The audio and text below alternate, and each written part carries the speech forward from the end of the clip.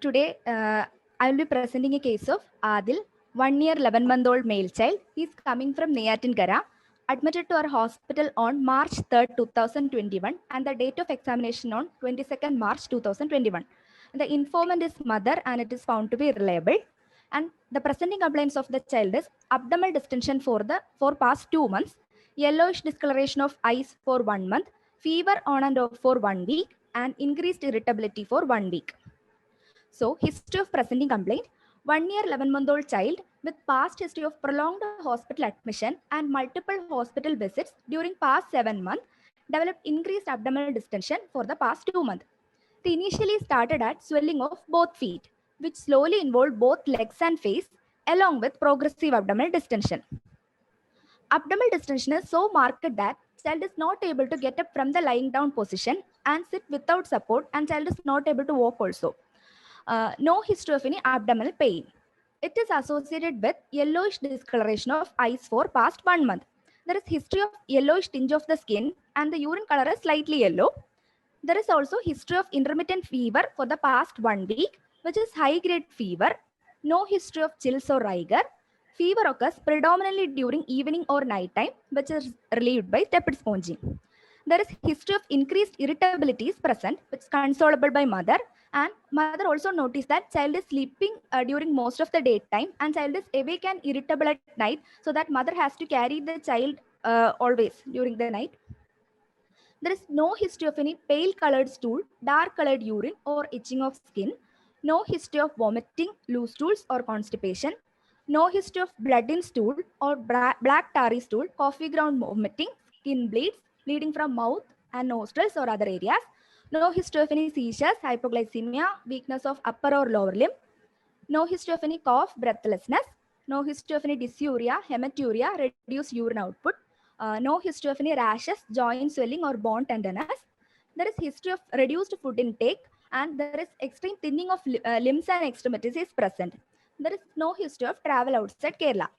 For this complaint, child was admitted to our ICU on March 3rd, and the child was given IV fluid injections and some blood product. The fluid in the abdomen was removed from the ICU. Child became slightly better, and child was transferred back to ward. However, the mother noticed that the abdominal distension is increasing again. Hence, the procedure for fluid removal was done multiple times. After admission, child had continued to have continuous high-grade fever. Hence, now the child is being treated with IV antibiotic also. Ma'am, can I speak about past history also? Is just one thing to clarify, the whole total duration of the illness is 2 months, or in between you said 7 months? The duration of the illness? 7 months. Just before that. Ma'am, actually, the child is having a previous, the child had recurrent complaint started 7 months back, but now the symptoms worsened for the past 2 months, for which the child had admitted. Actually, there is a significant past history also. So that okay, then finish the past history also. Ma'am, the child was in normal health till 1 year according to mother. At 1 year, child had developed some viral fever, and it required IP admission for 3 days in a private hospital, which got better in 3 days and discharged. That happened in February 2020. During that admission, the recorded weight was 8 kilograms at 1 year. Then after that, the mother noticed abdominal distension for the first time, which was very slowly progressive in nature, and described it as a stone-like feeling, predominantly upper abdomen. But actually, due to COVID-19 pandemic and child had no other symptom, she didn't consult a doctor. But she also noticed that it was progressive, although it is very slow, and child has reduced appetite. So she became anxious, and she checked weight on July 22nd. July. It was 7.5 kg compared to the 8 kg on February. After 1 month, the child had developed fever spike, which was on and off initially. Then actually it started to occur on every day. Which is intermittent high-grade fever, which was also predominantly evening or night time, relieved by paracetamol. There is no history of any contact with tuberculosis, no history of recurrent respiratory infection, no history of any blood transfusion. So this time, mother took the child to a local hospital, and scan of the abdomen was taken, and it was found to be abnormal. So the child was referred to SAT for evaluation. So the child is coming to SAT for the first time on September 1st week 2020 for evaluation of fever and abdominal distension. So at that time the weight was 8 kilogram. So there was not much weight. There is no weight gain. So several blood investigations were done and the child was started on antibiotics for fever. But still the fever spikes was persisting. And the mother was told that the scan of abdomen is abnormal with enlargement of liver. And the mother told that child there is probability of having tuberculosis, and child was started on ATT medication and some antifungal medication. But the fever spike was persisting. And the ATT was stopped after 1 month according to mother, as the child was not improving and the TB test was done was negative. And mother was informed that child is having reduced immunity and need further testing, and the child was put on continuous oral antibiotic and the fever spikes reduced, and she is taking that antibiotic for the past 1 month. In between she is coming for OPD visits, and the child was admitted on September 1st week and discharged home on November 11th with oral medicines.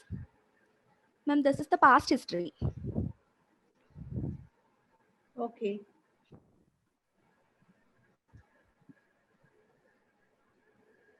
I think, can you go back? So what are the presenting complaints? Ma'am, previously the child had an abdominal distension, but for the past 2 months it is markedly increased. It has markedly increased, and actually till January child was able to walk, play, and she was running around. But when the disease started on the January last or February first week, child is not able to get up. The abdominal distension is so marked, and child is lying on bed most of the time. Okay. And the mother noted this yellowish discoloration was noted for the first time after the onset of this abdominal distension, not before that. Okay, what do you think? The abdominal distension 2 months, it's as per your this thing, abdominal distension was there previously and now it has become more, right? So how do you do? Previously it was there, ma'am. That's right, I got it. Yes, ma'am. And what do you think from this abdominal distension? What do you think it is due to? What is the type of abdominal distension? Say uniform abdominal distension, or is it only in the upper part? What are the usual causes of abdominal distension, say in this age group? Ma'am, actually, for this child, initially it was mainly on upper abdomen, for which she felt it was a uniform, it was a stone-like dullness. It was predominantly on upper abdomen. Now it is more of a uniform distension, ma'am. So what are you trying to say? Ma'am, I'm trying to say is the initially it was maybe due to some organomegaly or some localized pathology, and now it has evolved into something which is more serious, or it may be a fluid collection, or it may be the organomegaly itself has progressed into a larger extent. Okay. Which organomegaly? Just hold on. Which organomegaly usually causes an abdominal distension? What do you mean by that? Usually hepatomegaly is causing this much abdominal distension, ma'am. Splenomegaly won't cause this. Why? Any reason? Ma'am, largest organ is liver, and also it is having actually liver is the organ where we store all nutrients, and also it is having the increased capability to store various metabolites and so okay, right. That it's also more superficial. It's also more superficial when compared to the spleen. Okay, if it is not, it's localized, I think more likely due to organomegaly. But now you think it is more of a uniform abdominal distension. Yes, ma'am. Yes. Okay. So with an yellowish discoloration and abdominal distension, so what do you think the child is having now with the fever and right now at the time of your presentation? Suppose you didn't know, that you are not aware of the previous history. Child is presenting to you for the first time with this complaint. Okay. What do you think? What will you consider the possibility? Still, I would like to consider, ma'am, this is something related to a liver pathology, because child is having a progressive abdominal distension associated with yellowish discoloration of eyes. The uniform distension may be due to the ascites, which is a part of liver disease. Okay. So you think it is most likely due to a liver disease? Can you be a little more specific from the history? What type of liver disease? Ma'am, it could be a chronic liver disease. What is there in this history to suggest a chronicity? Ma'am, one thing is that child is having, it is the history, exact history started even before 1 year. Actually, she was complaining of in the last, even though it was slowly progressing with an acute worsening for the past 2 months. So the Then symptom better you say that it is an acute liver cell failure on a chronic liver disease. Chronic liver disease. Now, what is there to say? It's a chronicity here. Okay, I think go ahead with that. Okay, an acute liver failure on a chronic. That is what you think. Okay. And also, madam, development of ascites is actually seen in chronic liver disease, not usually in acute hepatocellular failure. We won't see ascites that much. Okay, the next slides.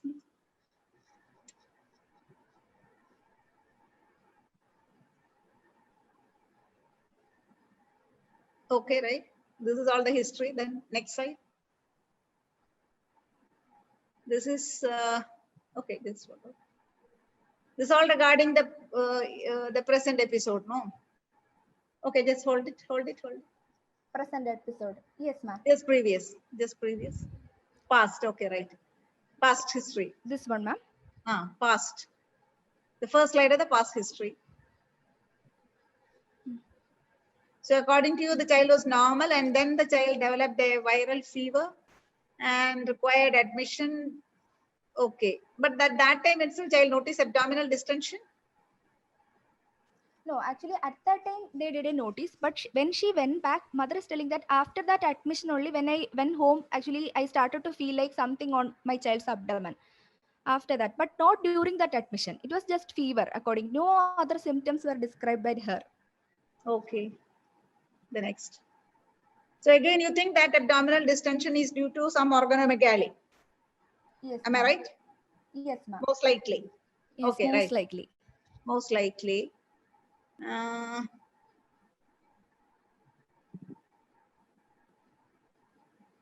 There is no history of contact with tuberculosis, no history of recurrent. Why do you want to bring in a history of recurrent respiratory tract infections? Ma'am, actually in chronic liver diseases, the cause like cystic fibrosis and all, alpha-1 antitrypsin deficiency, it may be associated with recurrent respiratory infection or that's why I had asked whether any history is there. Okay, what is the history of blood transfusion? What does that indicate? Ma'am, blood transfusion actually, ideally I asked whether it the hepatitis B, HIV, but it is theoretically it is possible, but practically it is not possible, ma'am. Usually now we are giving screened blood products everywhere, so the chance is less, but still I just asked whether it is there, any risk factors there. But you can't say 100% safe blood transfusion practices 100%. everywhere. There is always a chance of what is that period? What is that period when you still have a window period? I think that they cannot say 100%, but still I think for a 1-year-old child to present it is quite rare. Or if when it's a vertically transmitted hepatitis B also for 1 year, starting from 1 year to manifest, I think it's not that common. Okay, right? The next. Geetanjali, just 1 minute. I think it is directly going between us. So any other PGs? Can you tell any other PGs, or I have to give the names? I'll just say a few names and you just tell me whether they're PGs, right? Okay, ma'am. Rakhi? Yes. PG Anna? Madam. Okay. Akash? Ade, ma'am. Amina? Ade. Okay, right. Then. Akash. I'll just call some name and they can unmute themselves and answer. Okay, right. So he was referred with several blood investigation, fever spikes. Okay, carry on. Next slide, please. Next slide, Geetanjali.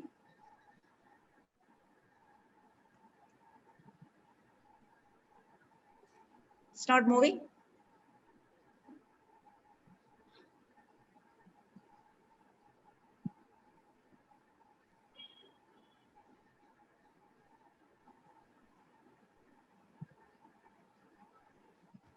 Geetanjali?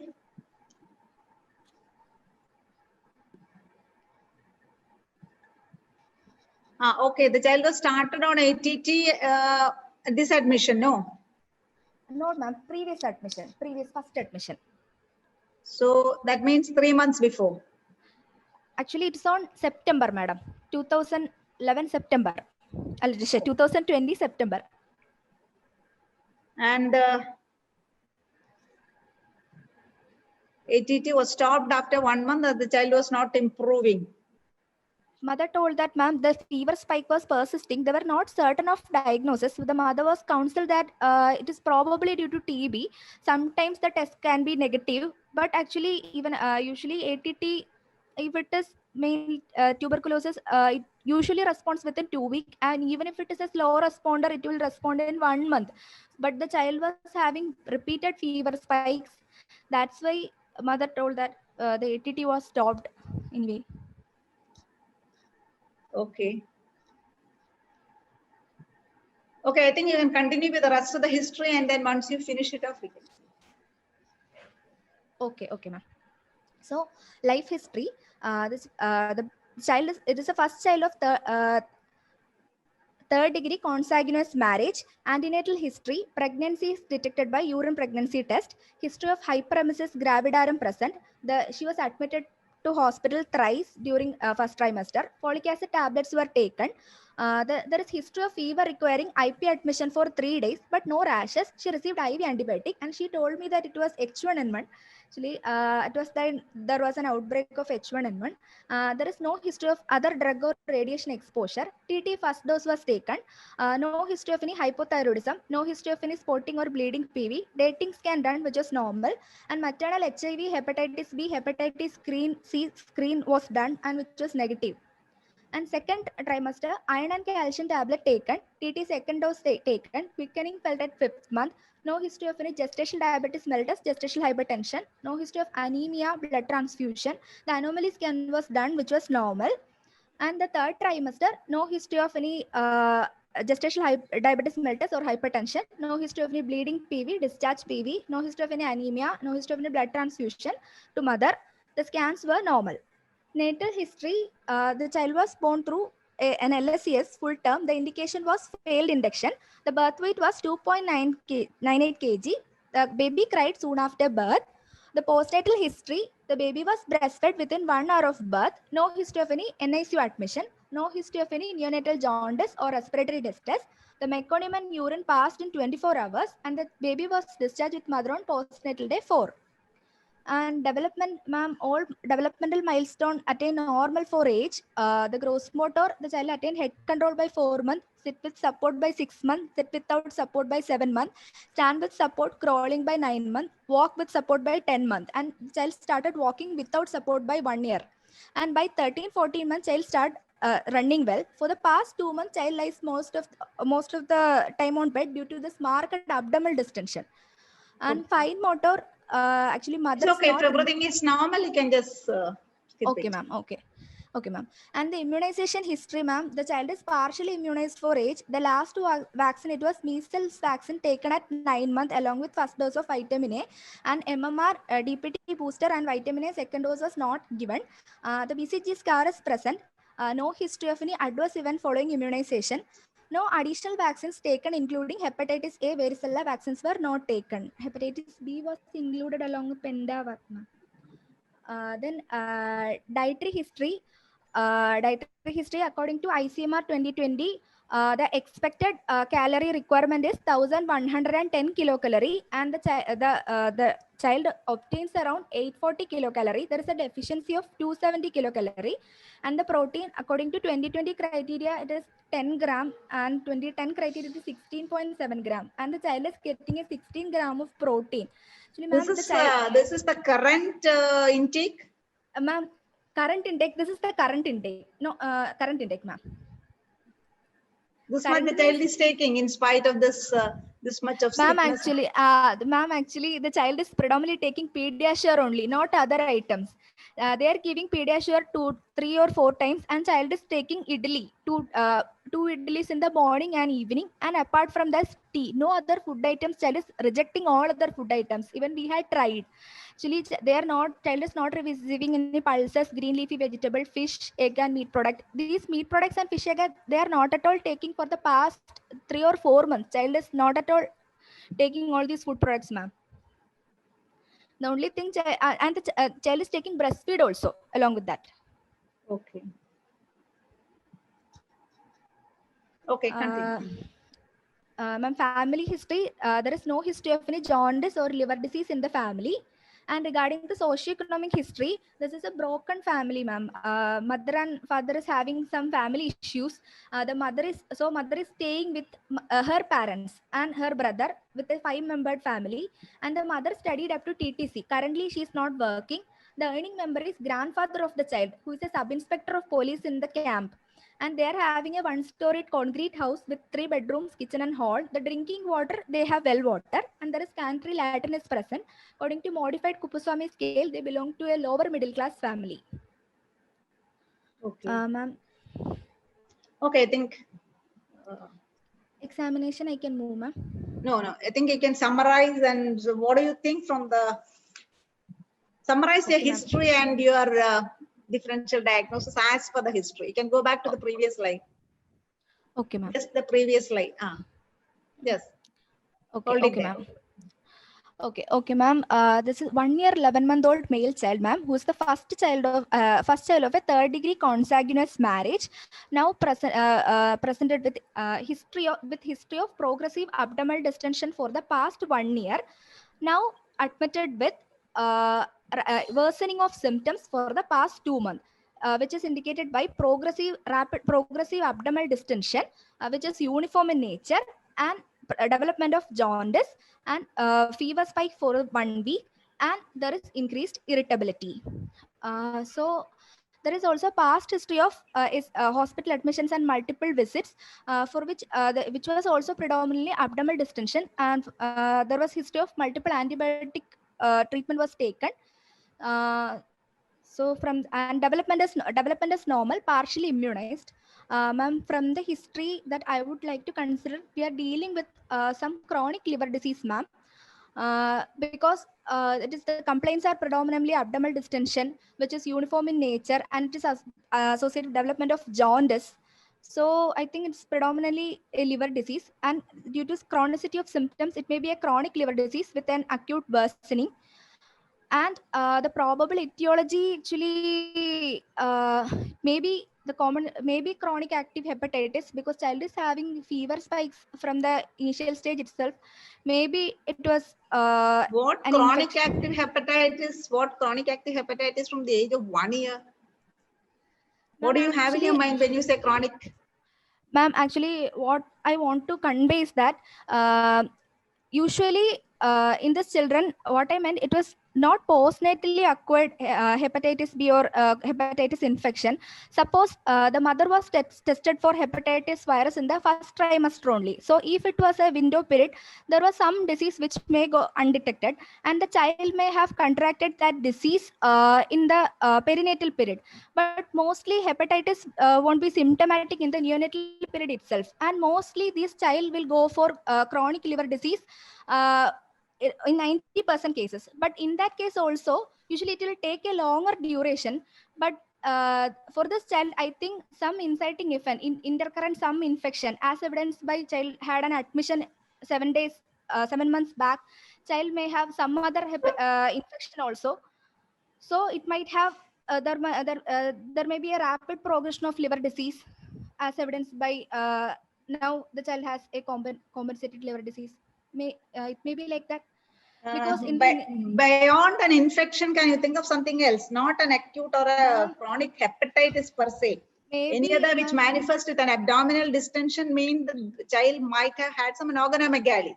So anything else you can think of that is a significant organomegaly detected at 1 year with the fever, and as per your history, the fever is a little predominant, no? Can you think of some other, say, chronic infection which might have manifested with an organomegaly and fever, which was not, or which is sort of a chronic indolent course, and then now manifesting with a liver disease and then failure? Does that fit in? Yeah, yes, ma'am, yes. Are you aware of any, say, chronic infection which can manifest like this? Chronic infection. Chronic malaria, ma'am. Okay, one possibility is that malaria, but one or two things we can say, we don't think of that malaria is Much. not common, that common. Yes, Something else. Okay, ma'am. I think somebody has HIV. Why don't you think of an HIV? Ma'am, actually, HIV, there is no history of any other infections, ma'am, for this child. Actually, Yeah, right. no other infection. And the failure to thrive was present, but actually, yeah, it may be due to liver disease. But there is no history of any other infections in the past. That's why What are the usual, now how long it takes? Suppose the baby is born to an HIV positive mother. When does that baby become symptomatic? What are the three important types? When does a baby born to an HIV positive mother become symptomatic? You know that there are three types of presentation clinically. Are you aware, Geetanjali? Yeah, madam, but I forgot actually. Anybody? Rakhi? Rakhi? Rakhi, can unmute yourself, and because I know only three names, and after that I'll get. Rakhi, are you there? Yes, ma'am. Okay, Rakhi, are you aware what are the three types of presentation? Oh, depending on the time duration. Means, or can answer this question, say 1 year and 11-month-old baby. Can that baby be having HIV? This child manifesting from the age of 1 year. Is that possible or not? As Geetanjali says, there is no history of any other infection.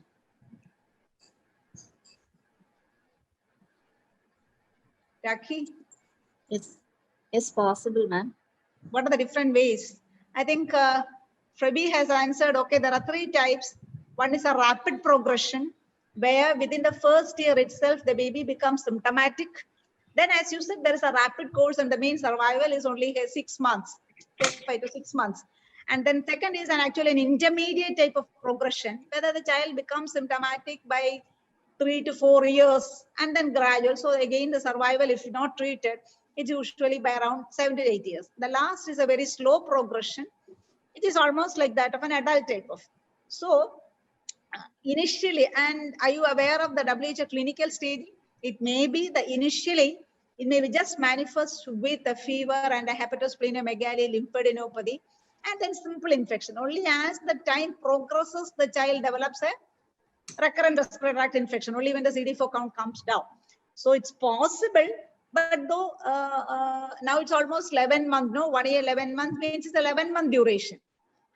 Am I right, Geetanjali? It's a total of 11 months now duration. 1 year the child became symptomatic. Yes, ma'am. Yes, ma'am. So with that, I think they should have some manifestation, but still we cannot completely rule out an HIV infection. Any other? Yes, ma'am. But HIV, more or less remaining that now presenting with the liver cell failure is a little any other infections, a chronic indolent infection, which because as per your history, the fever was a little predominant, madam. Yes. Somebody has answered CMV, but again, the CMV has to occur in an immunocompromised child, not an immunocompetent child. The child already has got an HIV, that it's okay CMV. But any other an immunocompetent child manifesting with fever and organomegaly, going on the fever for 6 months, 7 months, any other chronic infection? I think you might have had seen in many cases at SAT, not many, at least at C. Ma'am, Fever predominantly, but it was ruled out. Yes, Geetanjali? No, actually, tuberculosis was already ruled out.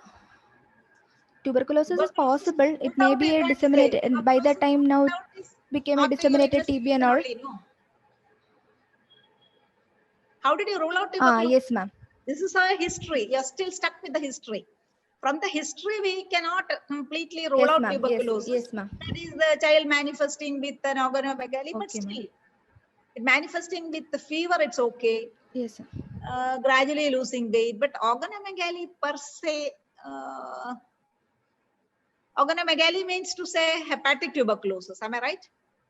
Yes, ma'am. Can anybody tell now how the liver is affected in primary tuberculosis? What are the different manifestations of hepatic tuberculosis?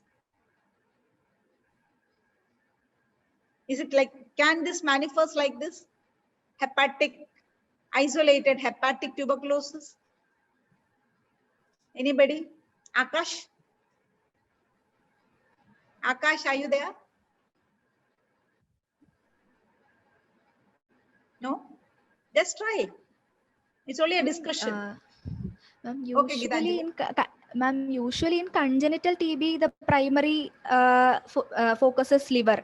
Otherwise, tuberculosis presenting as a isolated hepatomegaly is a bit rare actually. It's a rare thing. That's what I said. But still, sometimes you can isolated hepatic tuberculosis. There are 3 ways in which the tuberculosis can affect the liver. That is one thing as a part of disseminated, definitely with the pulmonary involvement. The second is, as I think you might have, especially you had seen some ultrasound, some abnormalities are detected and then started on ATT as per your history. So you can have a sort of a granulomatous lesion or granulomatous hepatitis, which can be confined to the liver per se, or it can be just focal tubercular abscess or tuberculoma in the liver. So it's not 100% no, though it is rare, isolated granulomatous hepatitis can occur. Most probably that might be the reason why the child was started on ATT bite, right? So that can happen. But then what happened after? What happened after your starting treatment? Actually, the child did not improve. That's what your history, no? You started on ATT. Yes. And child did not improve. So what are the reasons? Is it because? One thing, ma'am, it may not be TB, or second, maybe it may be an MDR TB. Yeah, these are the 2 things. So I think that also we can keep it. Chronic infection. One is HIV, though it is low in the list, and the second is TB. Then any other? A chronic infection which long duration organomegaly, the later on child can manifest with. Can you consider the possibility of brucellosis? What is the typical clinical manifestation of brucellosis? Anybody? Okay, Gitanjali, then you take. What is the typical clinical manifestation? Ma'am, fever of unknown origin. Along with fever and hepatosplenomegaly. Hepatosplenomegaly. So this child started with fever, and obviously we think that the hepatomegaly, and the fever was in spite of many antibiotics. Maybe you might have investigated, but sometimes it can go in for a chronic brucellosis also, right? There exactly it can manifest with a failure to thrive and all. So that also we cannot completely, you know. When you elicit the history, we can consider the chronic infections like tuberculosis, HIV, and brucellosis. But here, you have to consider something else in the history, especially. Actually, 1 second. I think my connection is unstable. I cannot hear actually. Gitanjali. Okay, can anybody?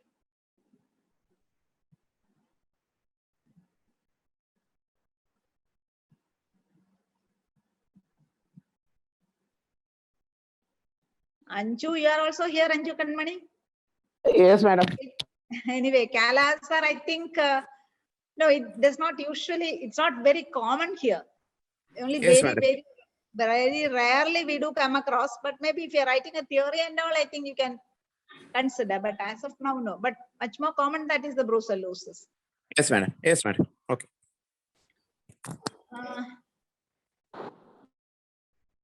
Some issue with the Gitanjali. Are you okay, sorry, ma'am.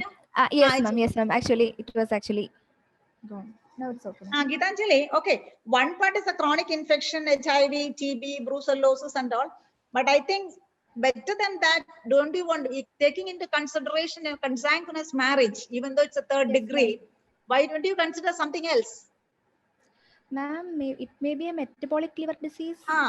So which metabolic liver disease you consider, which started roughly in the infancy?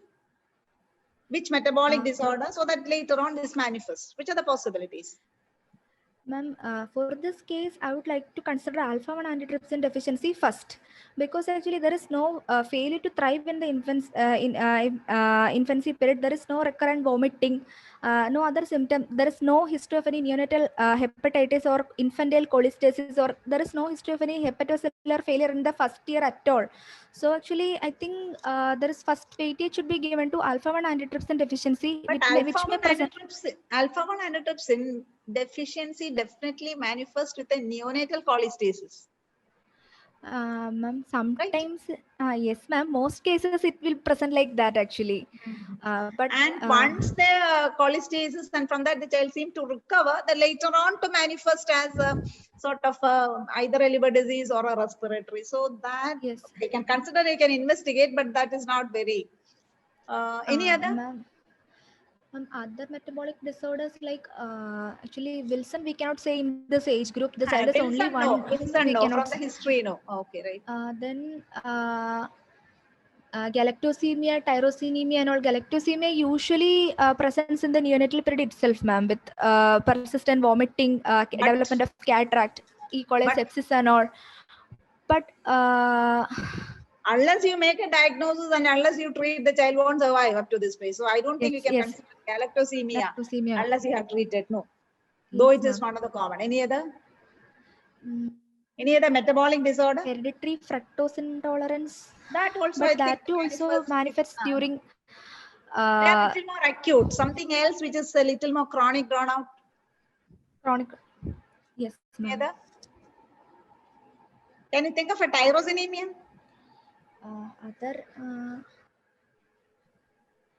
Tyrosinemia sometimes rarely manifest, and even though majority manifests with an acute liver failure, but that can manifest with a sort of a organomegaly later on going in for a liver cell failure. Any other? Any glycogen storage disease especially? Glycogen storage disease can manifest actually. But Arjun, it is not a GST type 3, from it's a type 4. Madam, yes, GST type 3 can form a chronic liver disease, but GST type 4. Yeah, but which the type 4 is more prone to form a fulminant. Yes. Type 4 is more prone to form a chronic liver disease and later on manifest as a fulminant hepatic failure. Yeah, chronic liver. So I think here the phenotype more fit in with the GSD type 4 Anderson, because that usually manifests from infancy to an older age, but still it's now going in for a liver failure that can also happen. So I think one thing you have to consider a metabolic disorder. Among these, we can consider either an alpha-1 antitrypsin or a GSD4 or any other. Anybody? Any other metabolic liver disease? Which metabolic disorder manifests with an acute liver cell failure at birth? Gitanjali, newborn can be born with liver cell failure. Neonatal hemochromatosis. Yeah, neonatal hemochromatosis due to maternally transferred antibodies, anti-liver cell antibodies. Yeah, right. So that is at birth itself they can be born. And that somebody has written. No, it cannot be a cholestatic syndrome at all, Anju, because as she said, the history now is jaundice. It is not a clay colored. The urine is not colored. So absolutely, there is nothing in the history suggestive of a cholestasis at all. Cholestatic syndrome.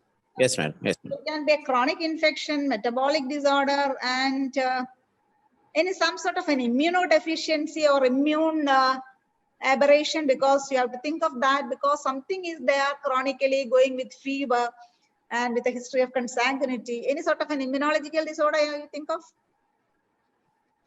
Chronic granulomatous disease with CGD per se? No. What do you mean by an immunodeficiency? How do you broadly classify an immunodeficiency? B cell deficiency and T cell deficiency. Then phagocytic deficiency, phagocytic killing defects, then cytolytic, then complement. What do you mean by cytolytic? Cytolytic. What do you mean by T cell? Just tell me the example of some few T cell defects. SCID, madam. Severe SCID. Obviously, this cannot be SCID. Anything else? Okay, what exactly is the B cell defects? Example? B cell. B cell, Bruton's gamma-globulinemia. Yeah, right. And CV, common variable immunodeficiency. Common variable immunodeficiency also. Okay, then the phagocytic. Phagocytic defect, chronic granulomatous disease, Chediak Higashi. Higashi, actually Leukocyte leukocyte adhesion deficiency. adhesion deficiency. Then there is an entity called as an immune dysregulation. We talk about that recently also. What is that immune dysregulation? Not immunodeficiency, but sort of an immune dysregulation. And because of the what is that immune cytokines, storm and all, now we are describing for so many diseases. COVID complication? Madam, HLH type. Yeah, HLH. Hemophagocytic. Yeah, hemophagocytic lymphohistiocytosis that can occur either as a secondary to a infection like what we have been describing. It can occur as a genetic. So can you think of an HLH here? Ma'am, HLH usually the child will. Yeah. What are you trying to say, Gitanjali? You're right. You're frozen again.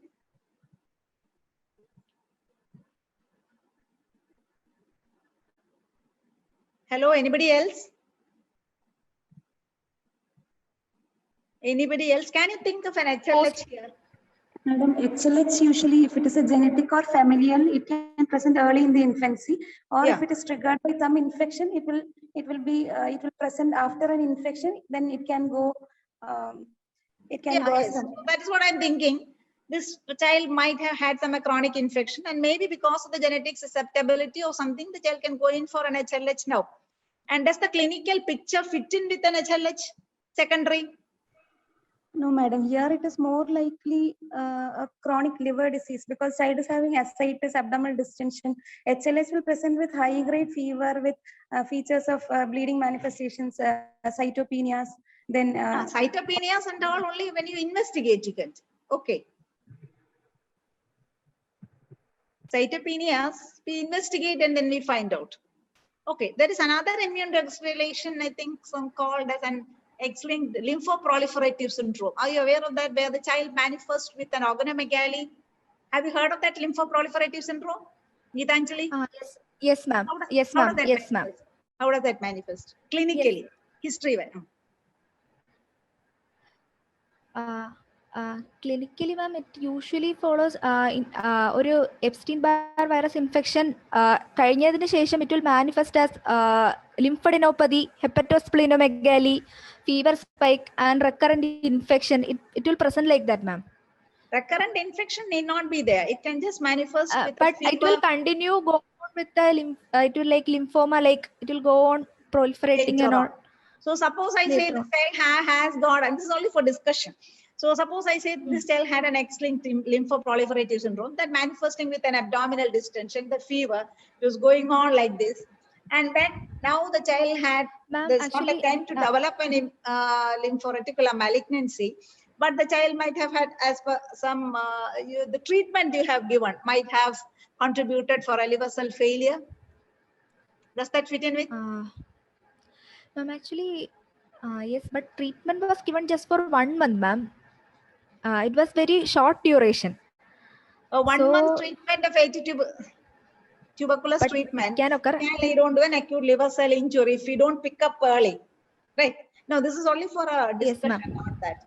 Okay, I think so. From the history wise, you can think of a chronic infection, a metabolic disorder, some sort of an immune dysregulation. But I think you're so obsessed with the CGD. How does a CGD manifest?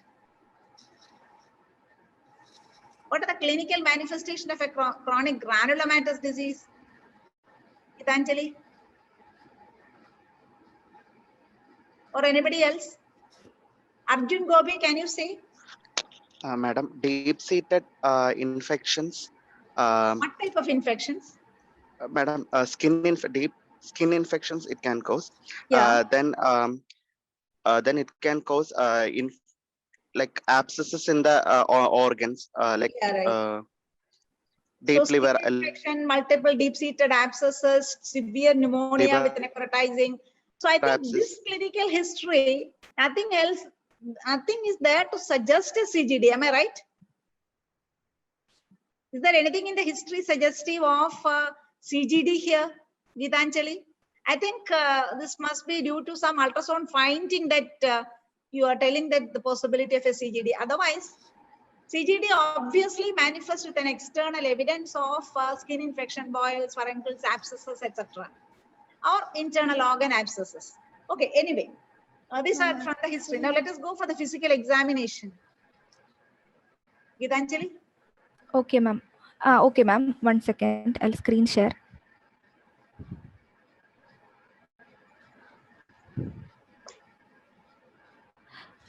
Ma'am, is it visible, ma'am? Yeah, right. Okay. So regarding examination, general comments and vital signs. Child is irritable and tachypnic, appear grossly emaciated, IV cannula present on left foot, dorsum of left foot.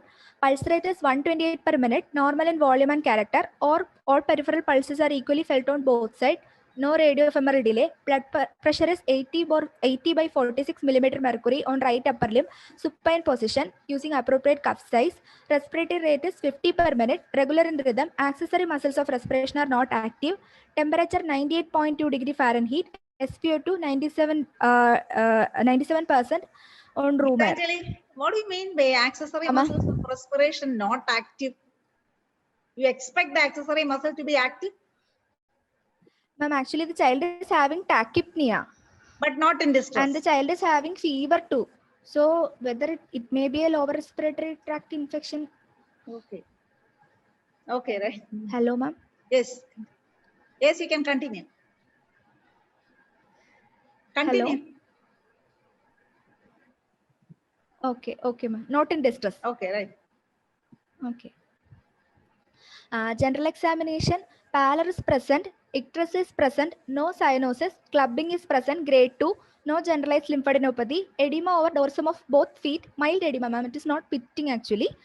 Then head to foot examination, head no abnormal shape, AF is closed, hair is hypopigmented, dull, lusterless and sparse, eyes pallor present, icterus present, no bite spot, conjunctival or corneal cirrhosis, no cataract or cave ring, nose, no flattening of nasal bridge, ear, no ear discharge, lips, angular cheilitis is present, dental caries present, no aphthous ulcer, gum bleeds or other bleeding manifestation, tongue appears pale and glossatic, no oral thrush, there is light temporal hollowing. Chest wall is thin-walled, no rachitic rosary or Harrison sulcus. Abdomen is grossly distended, dilated veins present over abdomen. Limbs appear emaciated, loose skin fold over axilla, groin, thigh, and buttock. There is no bowing of legs or widening of wrist. Nails, there is leukonachia, brittle in nature. No palmar erythema, tremor, or involuntary movement. Genitalia is normal, no scrotal edema. Skin, there is no petechia, purpura, ecchymosis, spider navy, or scratch mark. No flecky pain dermatosis or crazy payment appearance, no perianal excoriation, no xanthoma. Regarding anthropometry, the weight for age, the observed is 7.5 kilogram, expected is 12 kilogram, 62%, grade 2 PM, it is less than 3 standard deviation, length is 76 centimeter, expected is 87 centimeter, there is grade 2 stunting, the length for age is also less than 3 standard deviation. The weight for height is 7.5. There is grade 1 wasting, but in the chart it is less than 3 standard deviation. Head circumference, it is 47 centimeter, which is normal, and mid upper arm circumference only 8 centimeter. This is chart actually. Ma'am, developmental assessment, it was difficult to assess, ma'am, actually. Child is sitting with support when made to sit, and child is not cooperating at all. And he's interacting with mother, speaks 3 or 4 meaningful words like amma, chaya, like that. Then tries to drink from a cup actually, but the child also need assistance to hold that cup. He is not able to bear that weight actually. Then regarding systemic examination, upper GIT, lips, angular cheilitis is present. Oral cavity, poor oral hygiene, dental caries present, tongue appears slightly glossatic, no ulcers or bleeding spots over gum or oral cavity, tonsils grade 2, no inflammation or hypertrophy. Lower GIT, inspection, abdomen is uniformly distended, flanks appear full. What is the importance of mentioning about the tonsils here? Madam, immunodeficiency actually, ma'am told. So which immunodeficiency you will get absent tonsils? Madam, B cell immunodeficiency. B cell immunodeficiency. Okay, right. Go ahead. Then lower GAT inspection, abdomen is uniformly distended, flanks appear full, umbilicus is everted, skin looks shiny, a few dilated veins present in the upper abdomen, more away from midline, more towards flanks, no scar sinuses. Actually, peritoneal tap marks are present in the lower left quadrant, no visible peristalsis, external genitalia male, no edema or hydrocele. On palpation, abdomen feels tense, no guarding, no tenderness or warmth. Liver is enlarged 12 centimeter below the costal margin, moves with respiration, hard in consistency with sharp borders and surface is slightly irregular. And the left lobe of liver is enlarged 8 centimeter from the Sifford process. The spleen is palpable 10 centimeter below the left costal margin, moves with respiration, enlarged towards left iliac fossa, hard in consistency, sharp borders. Abdominal circumference is 49 centimeter at the level of umbilicus. No other organs palpable. Percussion, upper border of liver is percussed on fifth right intercostal space in the midclavicular line. The liver span measured is 15 centimeter. Shifting dullness was difficult to elicit. It was not much shifting. Fluid thrill was present. And bowel sounds were 3 per minute. No brew is heard actually. Abdominal examination. Okay. Any other system? Ma'am, nervous system examination, sensorium is irritable, but it is consolable Any positive findings? Ma'am, actually, apart from that irritable sensorium, no other positive finding. Deep tendon reflexes normal, not exaggerated. Bilateral plantaris flexor.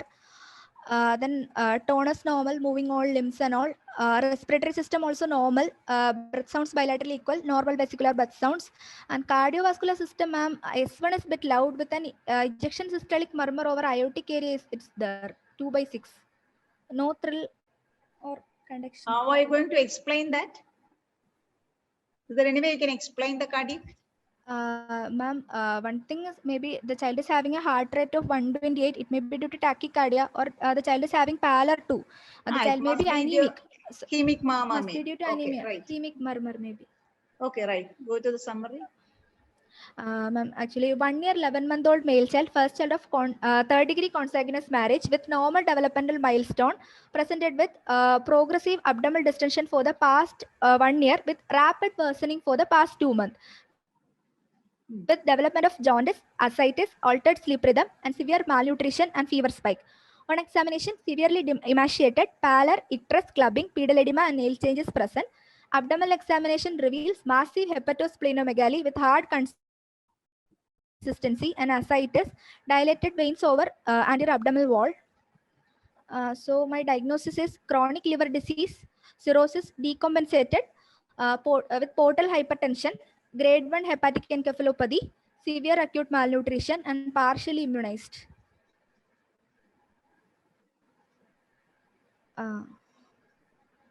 Okay, you can take one by one. Ma'am, probable etiology, first one, as we have discussed, is infectious, maybe an hepatitis. No, I think we'll discuss your diagnosis and then we'll go for. So what is that for you to say a chronic liver disease, cirrhosis? Next slide. Next slide, Geetanjali. This one, ma'am. Decompensated. Can you explain each? Yes, why you say chronic liver disease, cirrhosis? Ma'am, apart from the duration of the symptoms, the main thing is that there is hepatomegaly, and the consistency of liver is very important. Here the consistency is very hard, and it is associated with ascites also. So it becomes decompensated. It's become decompensated, and there is deepening of, there is presence of jaundice also, which was actually, now it is a symptomatic liver disease, not asymptomatic. So I think this is a now it is a decompensated phase. And portal hypertension means actually the liver is damaged, so there is some resistance to the portal flow, and the portal clinically the portal hypertension is as evidenced by the marked splenomegaly.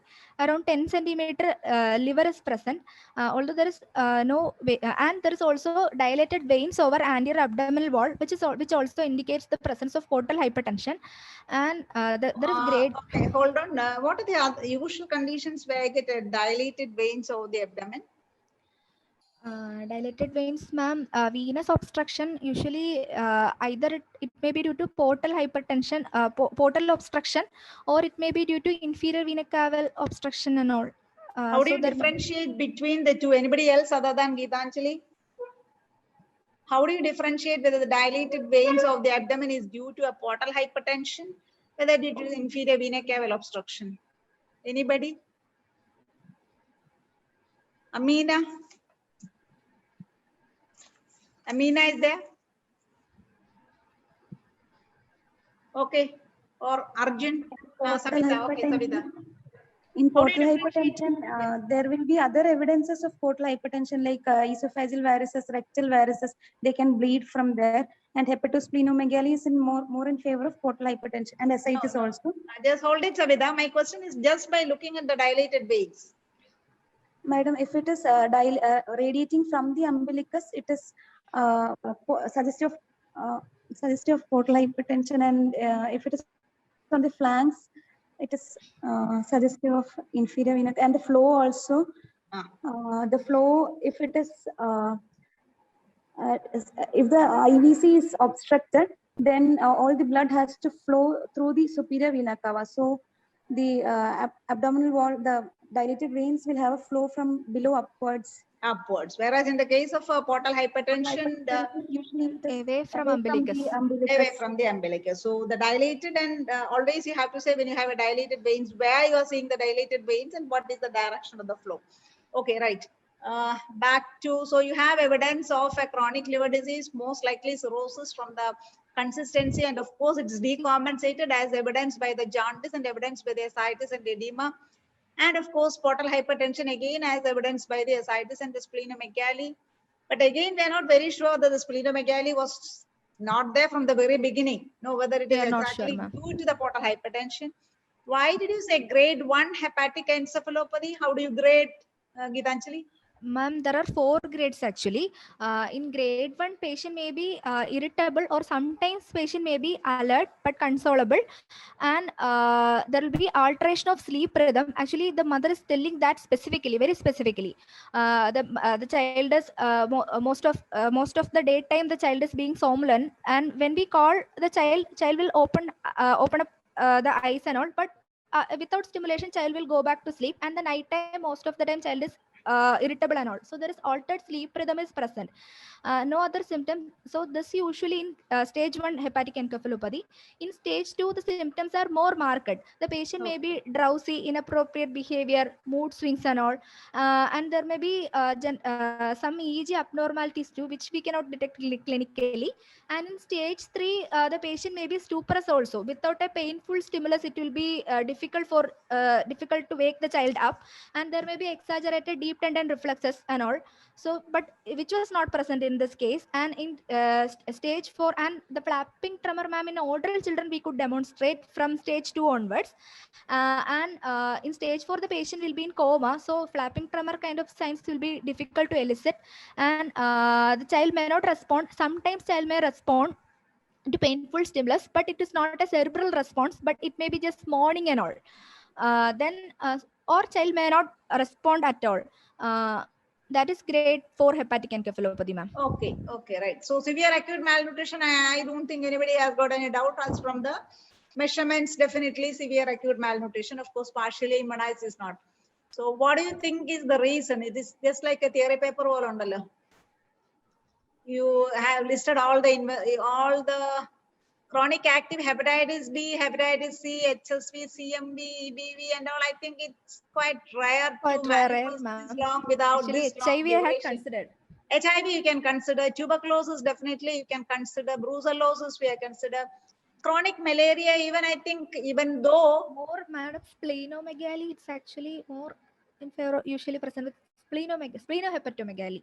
Yeah, right, this was splenohepatomegaly, but sometimes we can have that is what is known as a malarial hepatopathy. Okay, malarial hepatopathy, but again, as I said, it is not very common. Actually, it has to go down in the list. So if you think of an infection, I think for me, I'll go for brucellosis first, and then tuberculosis, and then HIV, like that. Okay. Malignancy, it's quite unlikely. I will not put as the second because Which malignancy can have this much of a longer, say around 11-month duration? Yes, ma'am. Primary hepatic hepatoblastoma, metastasis of leukemia and all? No, I don't think so. So I think malignancy has to come down lower in the list. I don't think, Okay, I'll not put at the second. Metabolic, of Okay, course, has to come up. Rather than a chronic infection and metabolic, I think equal place, because especially a consanguineous marriage and then a long drawn out, I think metabolic has to come up in the list. We have to consider alpha-1 antitrypsin, then as I said, GSD, tyrosinemia and all, I think you have to consider higher up in the list. And autoimmune hepatitis, it's very, very, very Bit rare. Rare, ma'am. I think that you can delete it. Autoimmune hepatitis, no. ICC, it's again very rare, and nowadays we are seeing, I think they are reporting cases, but still I think that also has to be left out. Storage disorders, I think that has to come under metabolic, no? It goes up. GSD type 3 or 4, more commonly 4. But Gaucher non-neuronopathy can manifest with organomegaly, right? Yes, Organomegaly, the initial picture, but that organomegaly going in for a liver failure, it usually manifests with significant fever, anemia, thrombocytopenia. Usually Yes, ma'am. that is the picture rather than a liver cell failure. Okay, congenital hepatic fibrosis, we can think of, but what is the point against here? Congenital hepatic fibrosis, it manifests with a very stony heart liver and a portal hypertension and a ascites, but the hepatic parenchymal involvement is it's rare. Right. So here Rare. actually what you're having is mainly a sort of a parenchymal. Of course, in the last stage or the latest stages you can have, but still, unless you do a biopsy, do and also, I think you can go back.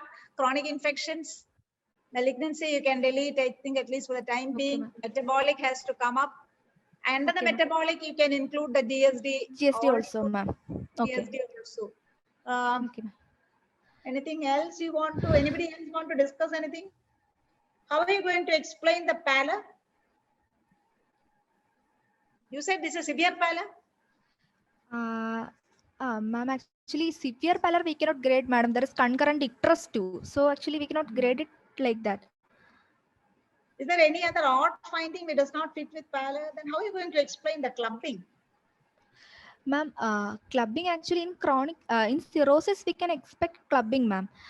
Probably long standing, but long the clubbing standing is common with the biliary cirrhosis rather than it's more common with the biliary cirrhosis or some hepatopulmonary syndrome. But actually hypoxemia, madam, hepatopulmonary syndrome due to the chronic liver disease, the liver cannot metabolize all those toxic metabolites and all vasodilatory substance and all. So substances like nitric oxide will be released into circulation, which will really cause intrapulmonary vasodilatation. And intrapulmonary vasodilation, and also development of some pulmonary arteriovenous shunt and all. So there will be hypoxemia and it can happen. It can happen in the last stages. Okay, right. So anybody else with any other diagnosis from any other PGs? So we have a child with cirrhosis, but only thing is the etiology is starting from the age of 1 year, something has progressed and something has precipitated an acute on a chronic, an acute liver cell failure on a chronic liver disease, right? Most probably an infection, most probably a metabolic. I think now we can more think of a metabolic and then comes a chronic infection. And then of course comes the storage disorder, hepatic fibrosis. Anybody else with any other diagnosis? Are the investigations available or we'll discuss? We will discuss, ma'am. Investigation I didn't put as a slide actually. At least you know what is in. Okay, how do you investigate? Ma'am, for this investigation, I'll start. I'll try. I would like to start from the beginning with blood routine examination, hemoglobin to assess the to know the child is having pallor, and I would like to know the hemoglobin status of the child and also total count, differential count, and platelet count. The child is having fever spike, and any child with chronic liver disease, he is particularly prone for sepsis and spontaneous bacterial peritonitis. So I would like to know the infection status and also inflammatory markers like. Gitanjali, in a chronic liver disease, even if the child does not have a fever or a sepsis, can a child have a fever? Chronic liver disease children without a sepsis or without a what else you said? Without any spontaneous bacterial peritonitis, continue to have fever. Anybody? Cholangitis okay, but this fever lasting on for a period of 6 months. That is what the history, no, more than 6 months. Yes. Cholangitis is usually an acute event, Savita. Anybody? Immune dysregulation.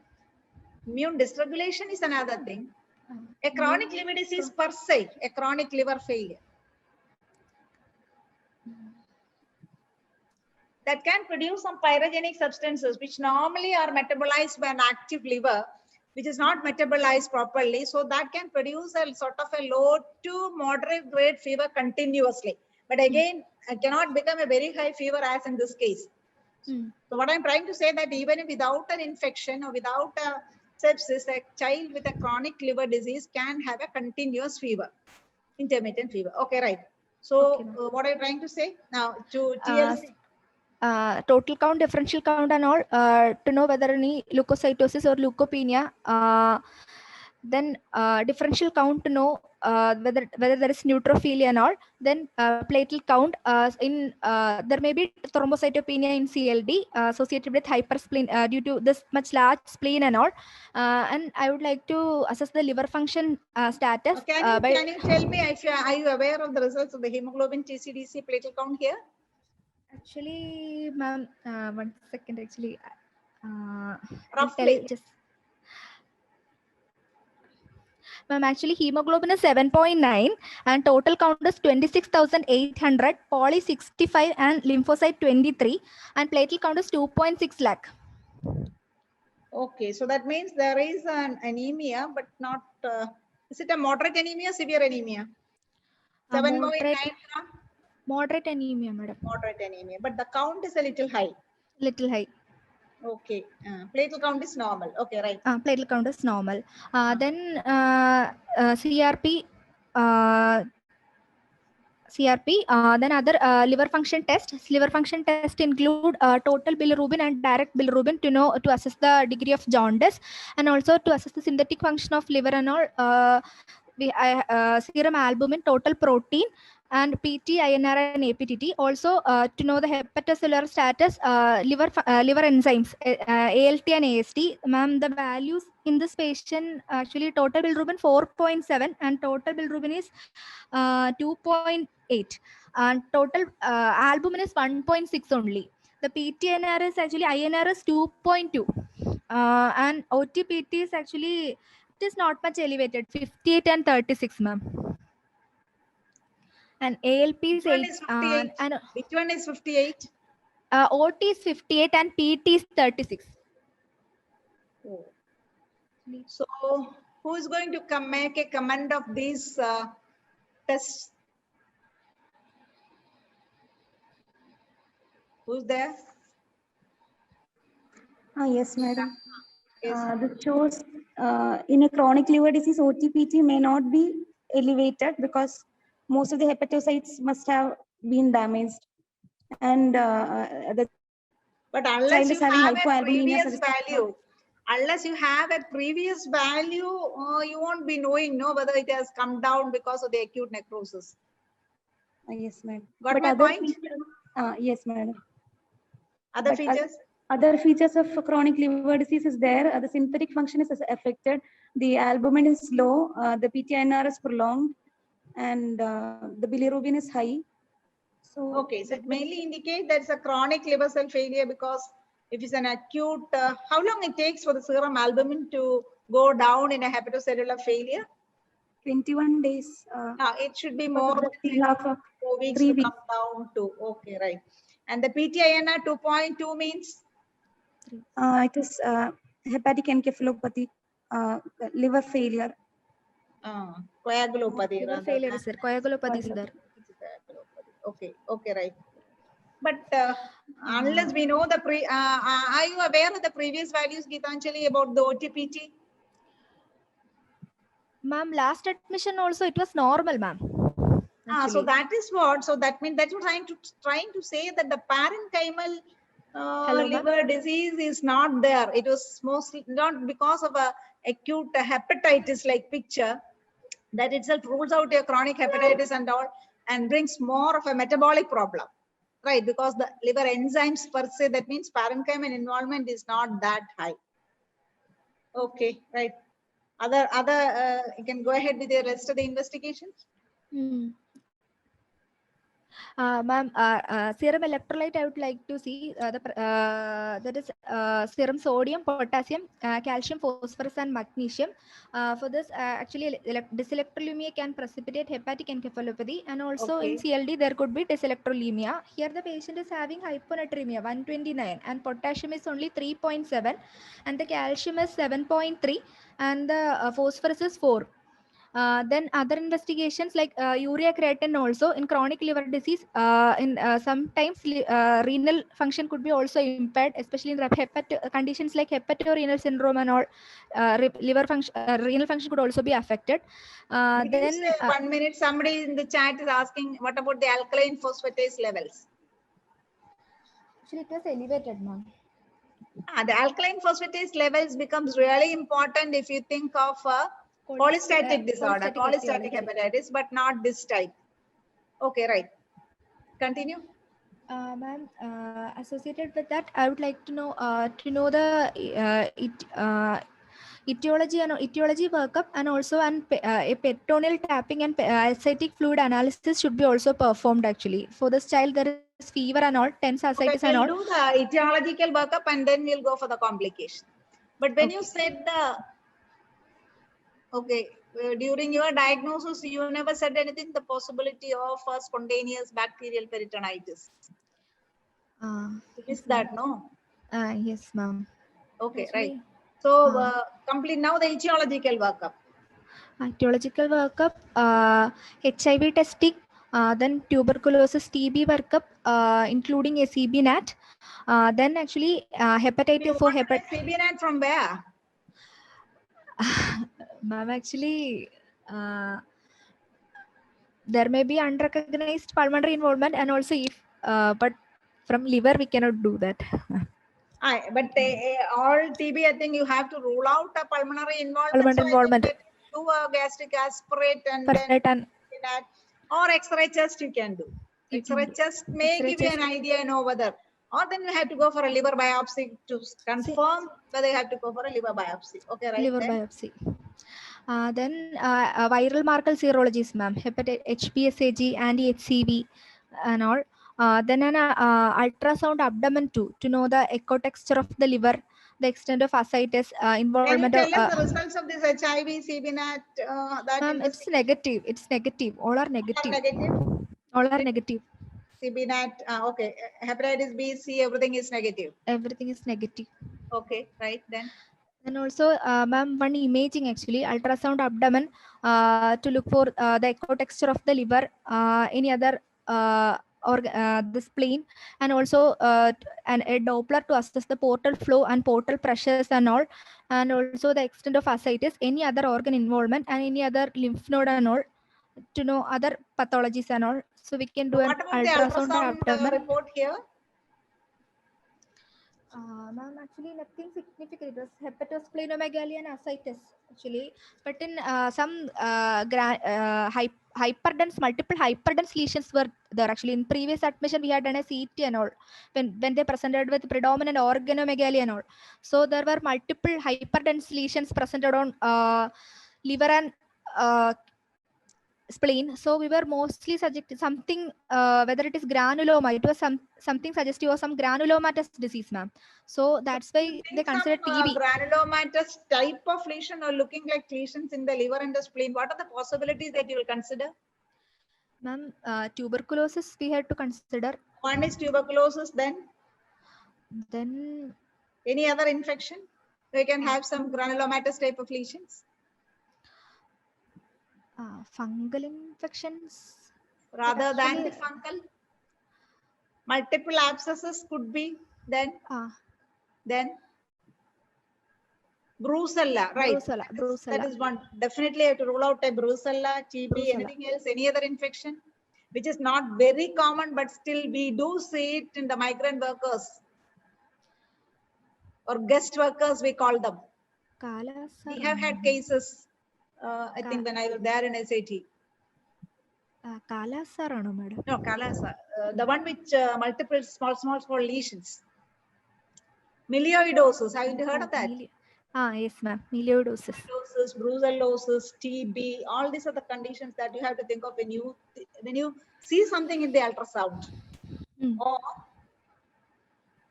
some histiocytic type of histiocyte group. Which one is that? Langerhans cell, I think we can see some granulomatous type of lesion. So that I'm actually yes. Yes, what are you going to say? ma'am, liver biopsy also conducted a report, but it was done in the early period, not now. Okay. It was inconclusive. It was inconclusive, ma'am. Minimal periportal fibrosis and mild bile duct proliferation only. It was inconclusive.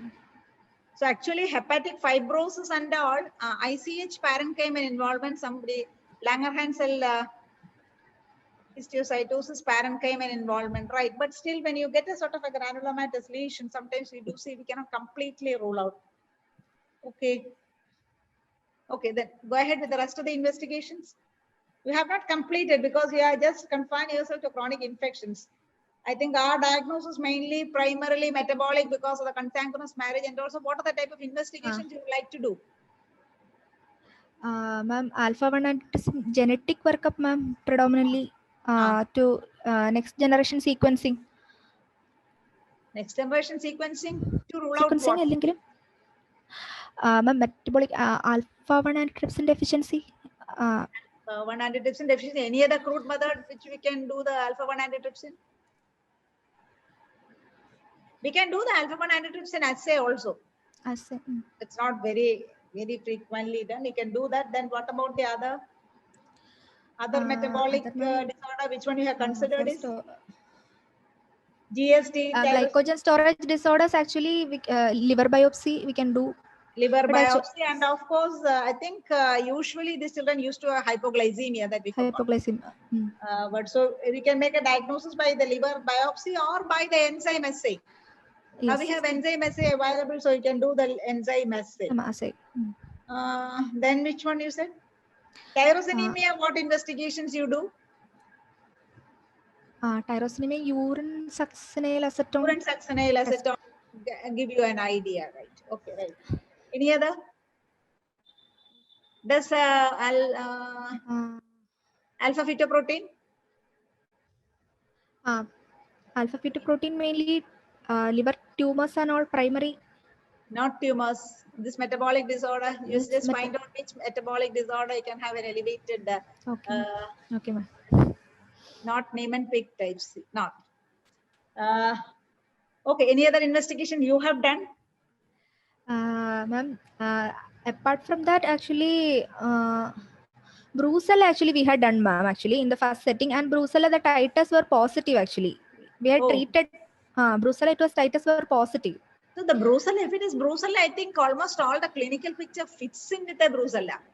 A 1-year-old child beginning with a fever and then organomegaly, gradually going in for a significant failure to thrive, and then later on, what I suggest is a chronic infection like brucellosis, which is not treated, or as a complication of treatment can go in for a secondary HLH. Why not?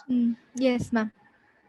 I think that's a possibility, because especially is there any history of, so in that case, you should have made a little more comments about the history of ingestion of goat's milk or like that.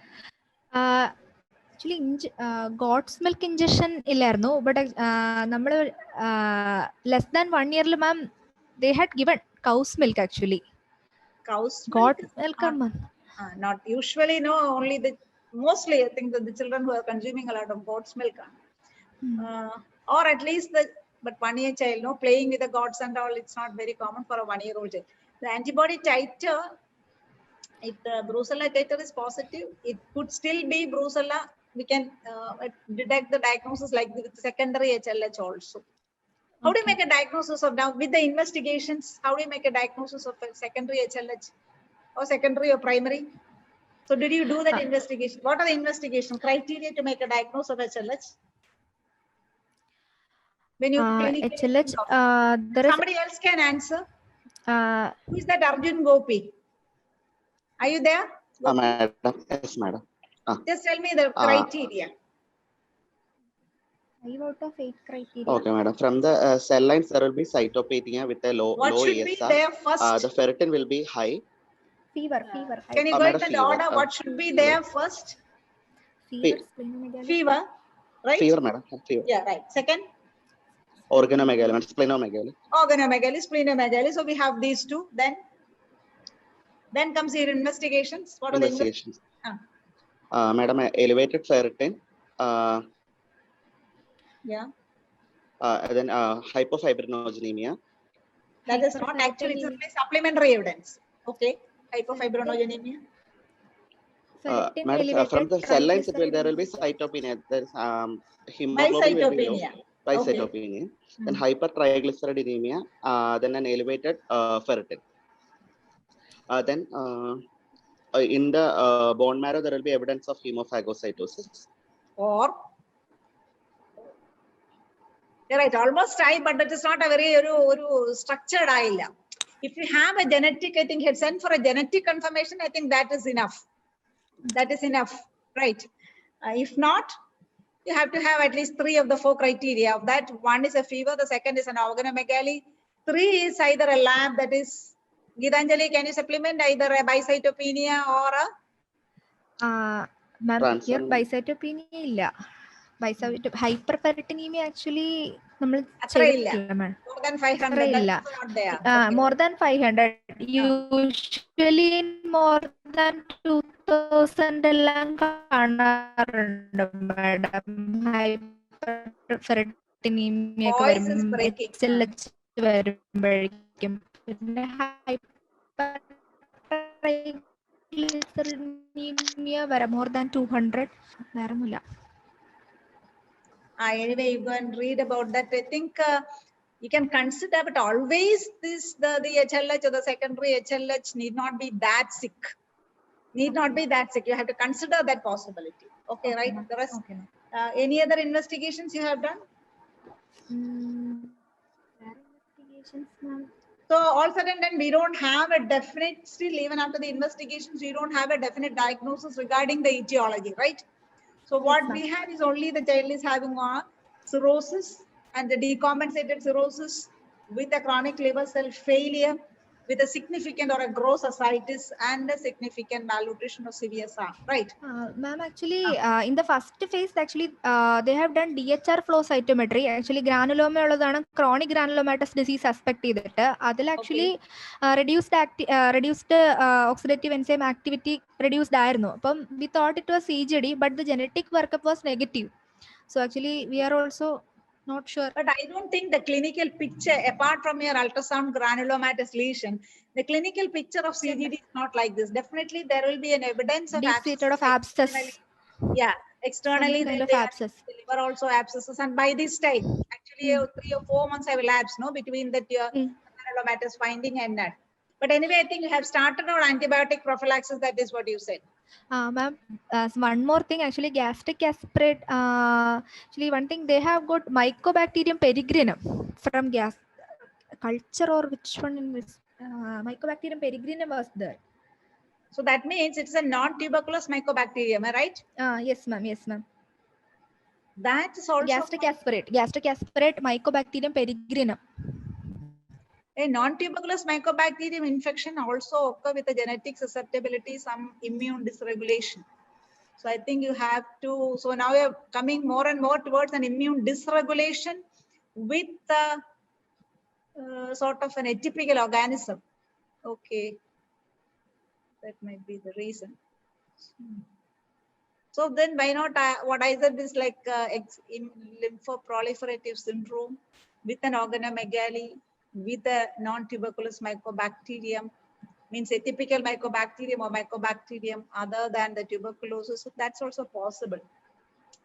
Okay. How do you differentiate between the mycobacterium tuberculosis and non-tuberculous mycobacterium by a simple investigation, not with the culture?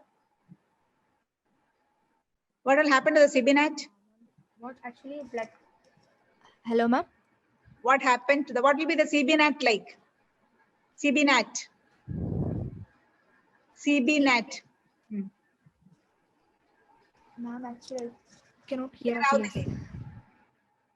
Where CBNAT, what will happen to the CBNAT if it is a mycobacterium TB or if it is a non-tuberculous mycobacterium?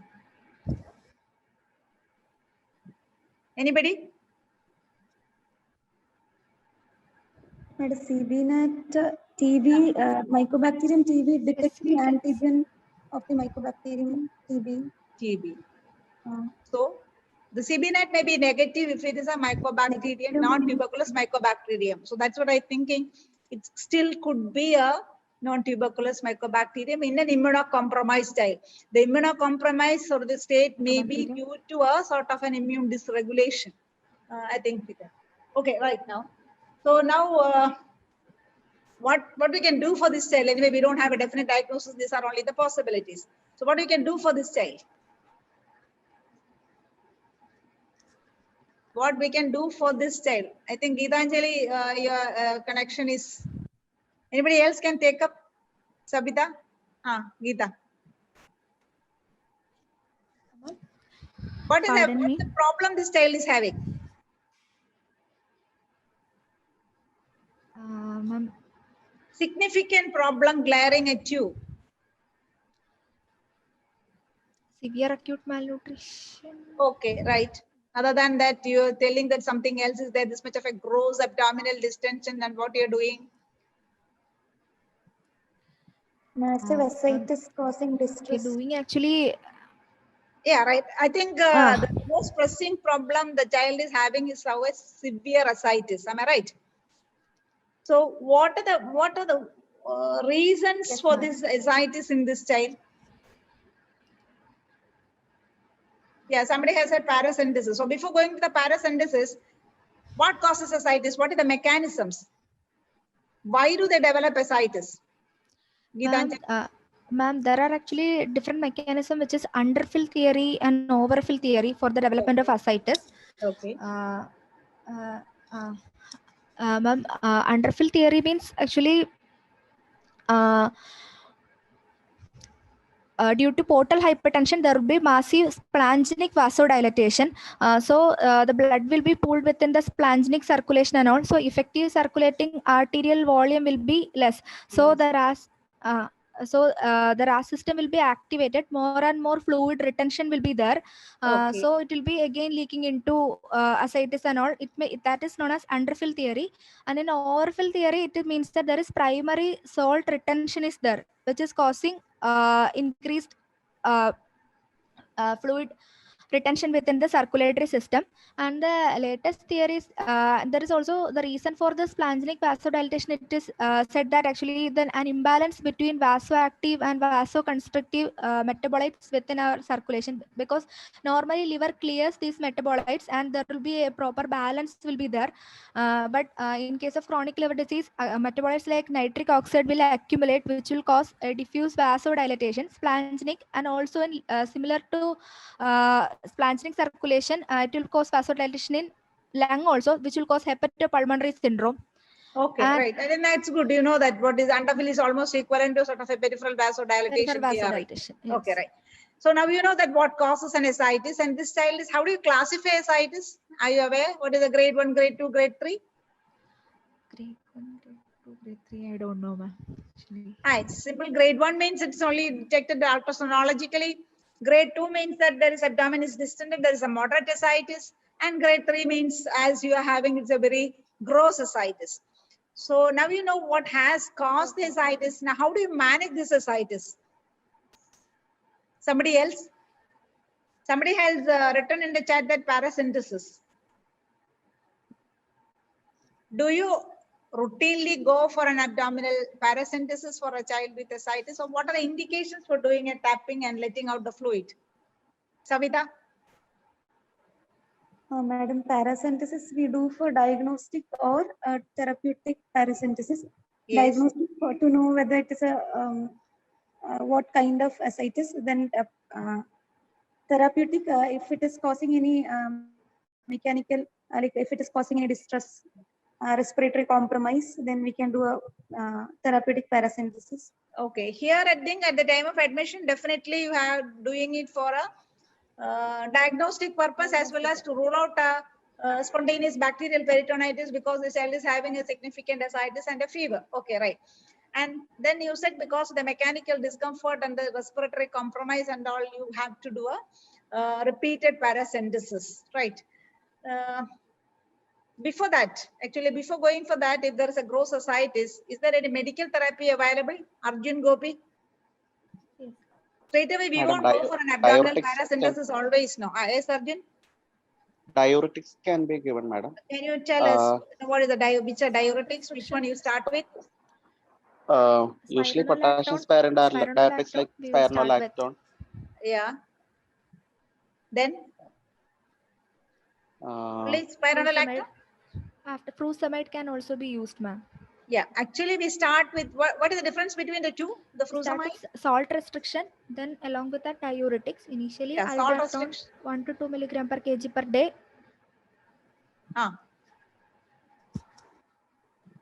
Yes. But the problem with the furosemide is that the child may go in for a Furosemide is loose hypokalemia. diuretic, ma'am. Right. So better combine it with spironolactone, which is a potassium sparing. Right. So what is the initial dose of spironolactone? 1 to 2 milligram per kg per day. Start with 1 to 2 milligram as a single dose or BD dose. Which one is better? 1 mg per kg, madam. 1 to 2 mg per kg. Okay. Which one is given as a single dose or BD dose ideal?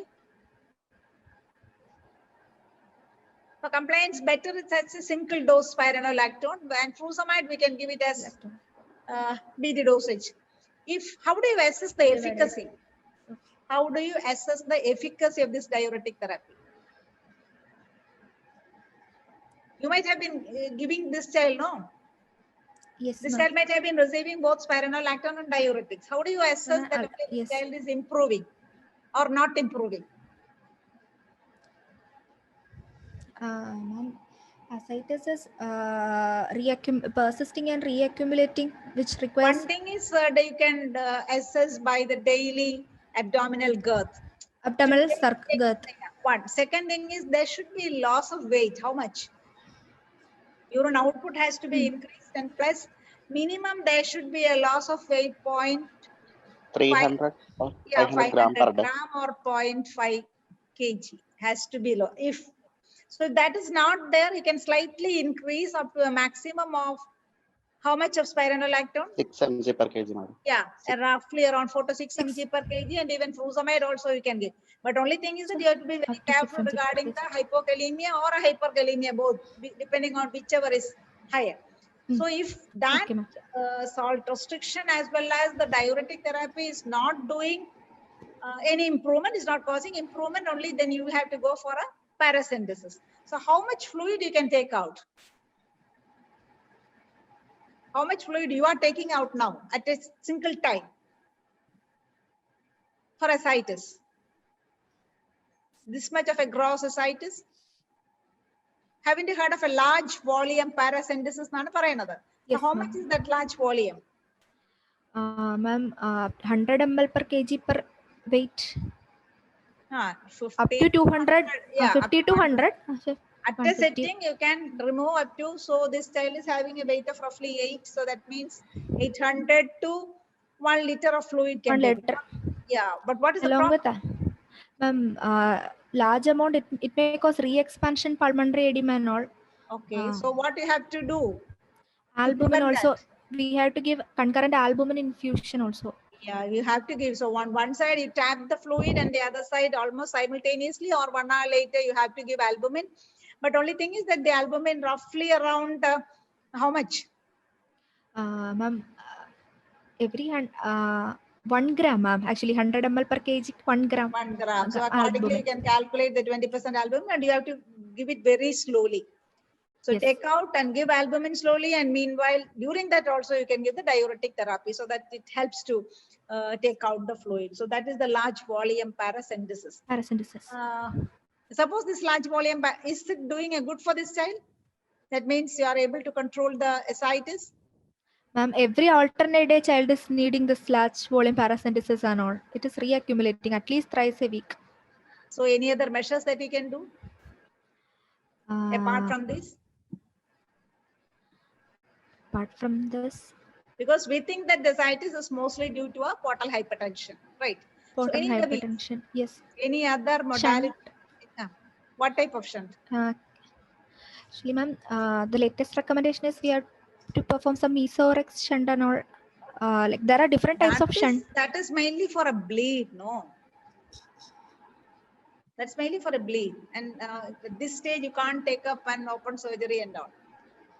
Have you heard of a TIPS? Haven't you heard of TIPS? I didn't get it. Madam, transarticular intrahepatic systemic shunt. Yeah, right. With that, you will be able to reduce the, if you do a TIPS, what will happen? If you will be able to reduce the portal pressure, thereby you will be able to reduce the fluid accumulation.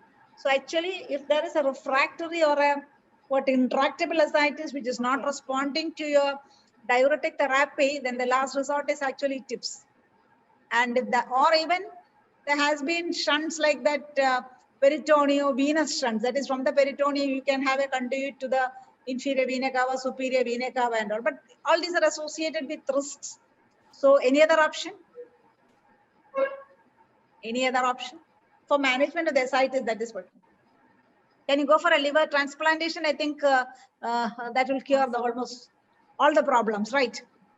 Are you suggesting a liver transplantation also? But for this child, I think is already gone in for a significant liver cell failure. Okay, till that time. So one part is the management of ascites. The other part, how do you manage a chronic liver failure? This child is also having a severe acute malnutrition. So what about the other management? Ma'am, actually, we had to provide adequate calorie and protein. 125% of the recommended calorie intake. We cannot give much protein because child is having already hepatic encephalopathy and all. So normal protein intake. How do you decide? How do you decide on the protein intake? Which investigation will help you? Normal protein intake. Normal 1 gram per kg per day recommended protein intake. Any investigation will help you to say that, okay, you can give this, or you have to further reduce the protein? Ammonia. So preferably if you can do an ammonia, that will give you an idea, that will guide you, whether you have to restrict protein also. So more 125% or 150% of the recommended intake carbohydrate you have to give. Protein, definitely, if there's a hepatic encephalopathy, you have to restrict. And then the fat. I think Geetanjali's connection has again gone. What about the fat, Savita, or anybody from the chat? For a chronic liver failure, can you give the normal amount of fat, or do you want to use any specific fat? MCT, which is absorbed better. Yeah, it is preferable. Yeah, good. Preferable to use an MCT. So that is about the diet. Then anything else? This child has already, Geetanjali said the child is having a grade 1 hepatic encephalopathy.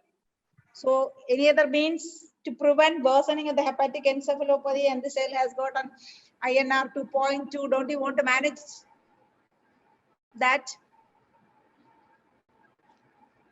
Yes, anybody? Geetanjali? Kataya? Ma'am. Just Don't you want to manage the hepatic encephalopathy? What is the conservative management from preventing the child from going grade 1 to further grades? Okay, somebody has written lactulose.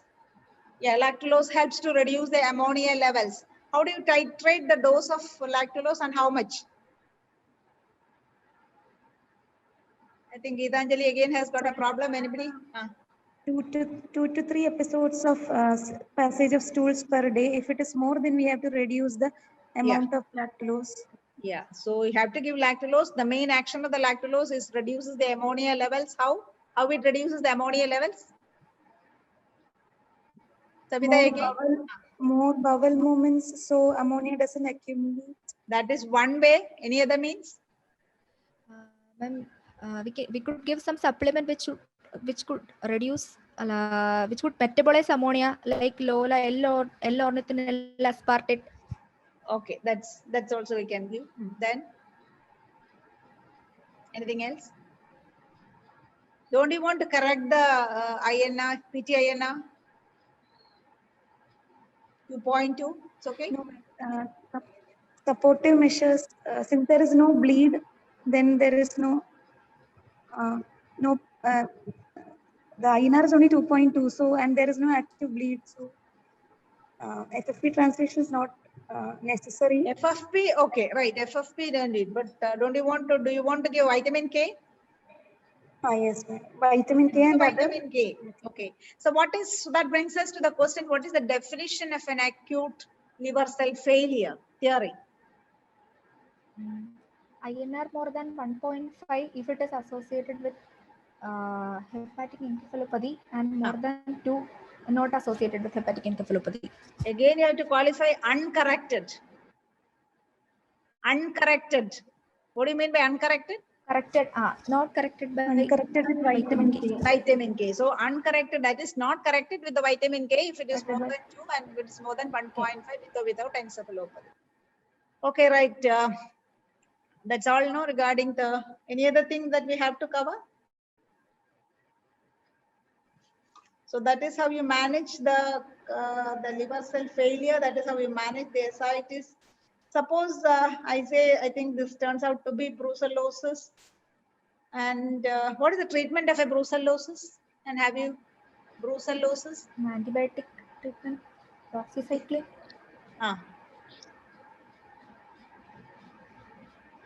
Yeah, this child is only say 1 year, 2 months. Yeah, Anu has written doxy plus rifampicin in child less than 8 years. Doxycycline. Doxycycline plus. What is the dosage of doxycycline? 4 mg per kg per day. 4 to 5 mg per kg per day. Plus rifampicin, how much? Rifampicin?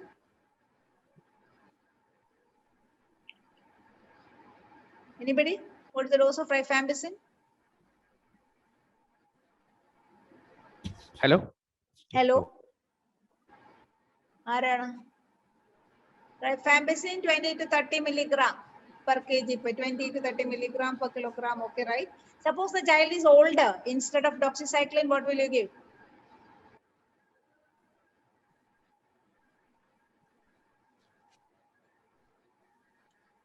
Any other drug other than doxycycline, if it's a younger child, not older child? Younger child? Or use younger child instead of doxycycline? 1-year-old child, generally we don't use doxy, no? Yeah, cotrimoxazole, trimethoprim cotrimoxazole is the drug which we use instead of doxycycline in a younger child, plus rifampicin that we can give. Usually what duration? The duration of the treatment?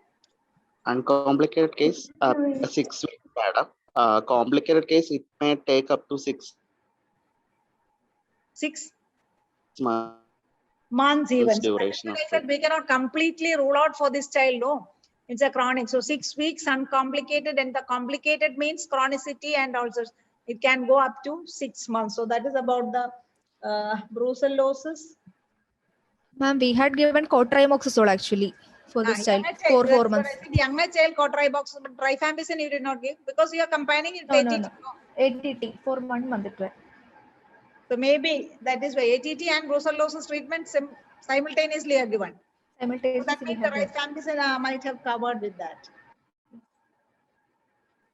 Any other treatable? It's a chronic infection, HIV. I hope you know how to treat HIV if it is HIV. Broad principles of treating HIV. What group of drugs?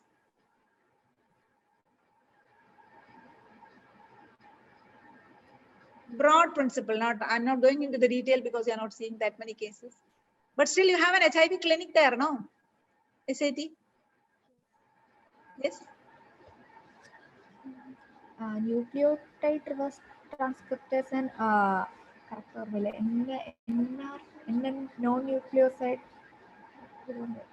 Hey, SAT-PG should be aware of all this because you're seeing a lot of cases, no? NRTI plus NNRTI plus now NNRTI. Instead of NNRTI, you go for a protease inhibitors, PIs. Okay, right. I think I'm not going into the detail. But at least you're seeing many cases, no? TB, I think everybody knows now there is no point in because World TB Day and all, you're not going in for a TB, brucella. And what is the other common chronic infection you said you have to consider? HIV, TB, that's the only thing. Alpha-1 antitrypsin deficiency, how do you manage? If it turns out to be?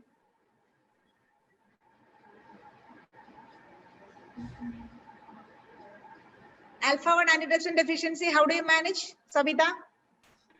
Liver transplant. Liver transplant. Yeah, ideally is a liver transplantation. BSD? Just also liver. Liver transplantation, and we have some enzyme replacement. Yeah, enzyme replacement also. Tyrosine, suppose it turns out to be tyrosinemia, how do you manage? Liver transplant. Any other drug? We have some drugs available for tyrosinemia. Shankar might have taught you so many times, no? Tyrosinemia. Anybody? Yeah, nitisinone. Nitisinone, we have that. And it's available also, you can have that. GSD, definitely a liver transplantation. TLD, TB, then anything else. Immune dysregulation, now that, okay, you have brought in the possibility of a CGD. How do you manage a CGD?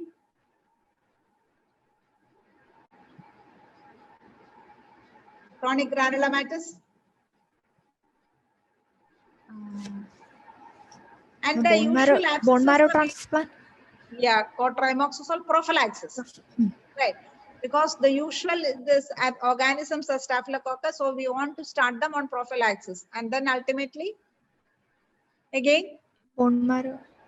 Again, bone marrow transplant. So almost all the primary immunodeficiency disorders, I think ultimately, bone marrow transplant. Bone marrow transplantation, except for a B cell deficiency. For B cell deficiency, the treatment is immunoglobulin.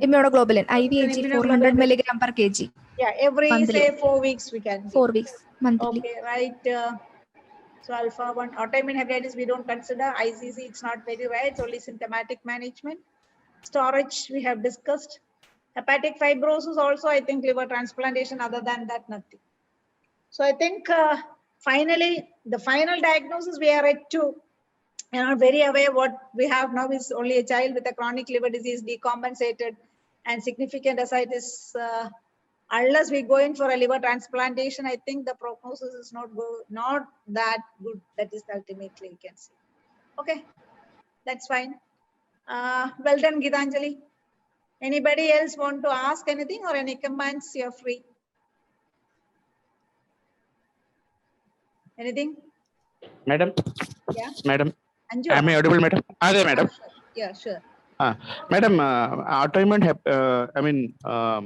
hepatitis ne kurichu parayundayirunnu. Nammal idinathathu consider cheyyunilla. Enkilum madam adu oru rendu vaakku adine kurichu madam onnu paranjirunengil nerthe. Autoimmune hepatitis is very, very rare and say for a 1-year-old child to start with. It can, yes, madam. It is rarely the autoimmune disorders can manifest in the younger age, but still an autoimmune hepatitis in a 1-year-old child is quite unlikely. There are 2 types of autoimmune hepatitis, type 1 and 2. Type 2 mainly occur in a younger child, type 1 occurs in an older child. Am I right, Gitanjali?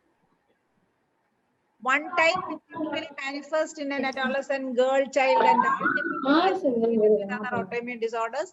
The other one can occur in a little more younger child, say 5 or 6 or 7 years, it's usually male child. So to consider an autoimmune hepatitis, it can manifest in any form like an acute hepatitis or an acute liver failure or a chronic liver disease, any form of manifestation. But the main thing is that if you do a liver enzymes, it will be markedly increased in an acute autoimmune hepatitis when we compare to the metabolic disorders. That actually clinches the diagnosis. And then, of course, when you do an LFT, that's what I said, OTPT will be high. When you do a proteins, the albumin will be very high. And then we may get an ANA positive, or we can go for LKM antibodies, focused antibodies, etc. So from the phenotype, the clinical, it's Yes, madam. considered. Yes, madam. Yes, madam. What I consider, if at all, an autoimmune, that is what I said, the autoimmune lymphoproliferative disease is a good choice here. You can consider here. It comes under the immune dysregulation. For that, actually, we can make a diagnosis by the flow cytometry. Okay, anything else? Anju, you still consider yourself as a student? Always, madam. I should be doing that. Okay, right. Okay, then, if you don't have any other questions, we'll wind up.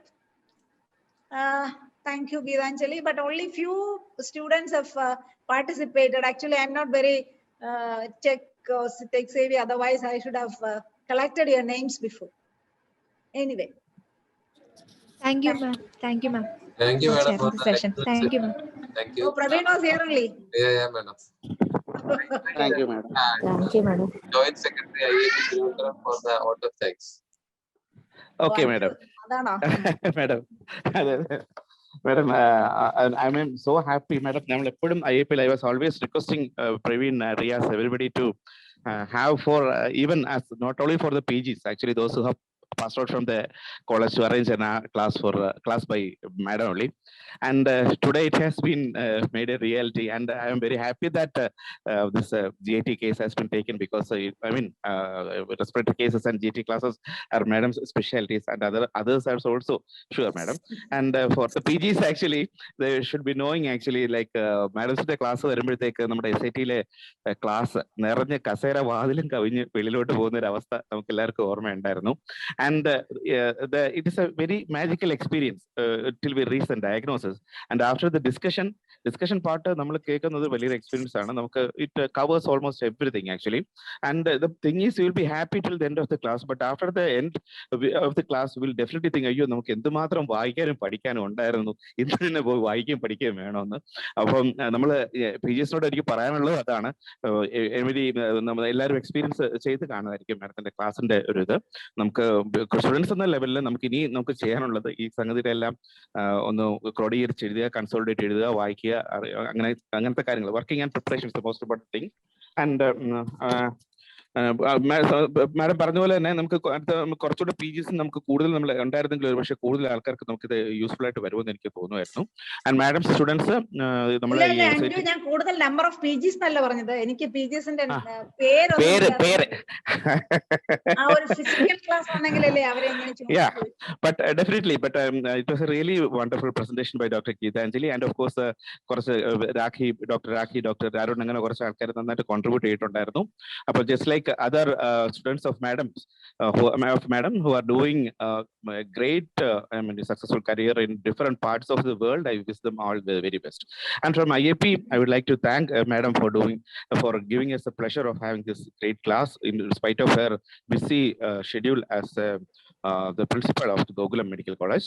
And I also would like to thank Geetanjali for taking the effort to very meticulously presenting the case also, and for all those PGs who were so interestingly taking part in the discussion, and of course Praveen, and there are a lot of my teachers also in the participants group, like Vidya madam, Vindusha madam, etc. And madam, in one word, I would like to thank Lalitha madam from in behalf of myself as IAP, and also from IAP for this wonderful session. And I wish you all a very successful career, and all of us a very good time. Thank you. Thank you. Thank you. Good night. Bye. Okay.